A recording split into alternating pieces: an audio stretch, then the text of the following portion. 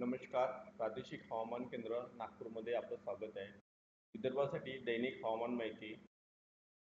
सुरुवातीला सिनॉप्टिक माहिती बघू. 925 HPA विंड चार्टमध्ये दाखवल्याप्रमाणे विदर्भावर येणारी हवा ही पश्चिमे दिशेने येत आहे. तसेच मान्सून ट्रफ बिकानेर, चुरू ते पूर्व दक्षिण उत्तर पूर्व बे ऑफ बंगालच्या खाडीपर्यंत दिसत आहे. तसेच चार्ट नंबर 2 मध्ये सुद्धा विदर्भावर येणारी हवा ही पश्चिमेकडून येणारी दिसत आहे. पुढील 3 दिवस हवामानाचा अंदाज.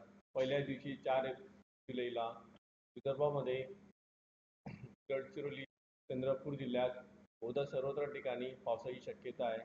तर अमरावती, वर्धा, नागपूर, भंडारा, गोंदिया आणि यवतमाळ जिल्ह्यात बहुधा सर्वत्र ठिकाणी पावसाची शक्यता आहे. तर बुलढाणा, वाशिम आणि अकोला जिल्ह्यात विरळ ठिकाणी पावसाची शक्यता आहे. दुसऱ्या दिवशी 5 जुलैला विदर्भामध्ये वर्धा, नागपूर, भंडारा, गोंदिया, चंद्रपूर आणि गडचिरोली जिल्ह्यात बहुधा सर्वत्र ठिकाणी पावसाची शक्यता आहे. तर बुलढाणा, अकोला, अमरावती, वाशिम आणि यवतमाळ जिल्ह्यात विरळ ठिकाणी पावसाची शक्यता आहे.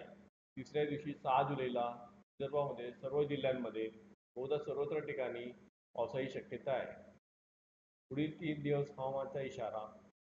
पहिल्या दिवशी 4 जुलैला विदर्भामध्ये भंडारा, गोंदिया, वर्धा, चंद्रपूर आणि गडचिरोली जिल्ह्यात विजांच्या कडकडाट होण्याची शक्यता आहे.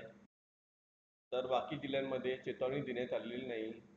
दुसऱ्या दिवशी 5 जुलैला विदर्भामध्ये भंडारा, गोंदिया, चंद्रपूर, गडचिरोली, वर्धा आणि यवतमाळ जिल्ह्यात विजांच्या कडकडाट, तर बाकी जिल्ह्यांमध्ये चेतावणी देण्यात आलेली नाही. तिसऱ्या दिवशी 6 जुलैला विदर्भामध्ये सर्व जिल्ह्यांमध्ये विजांच्या कडकडाट आणि सोसाट्याचा वारा 30 ते 40 किलोमीटर प्रति तास वाहण्याची शक्यता आहे.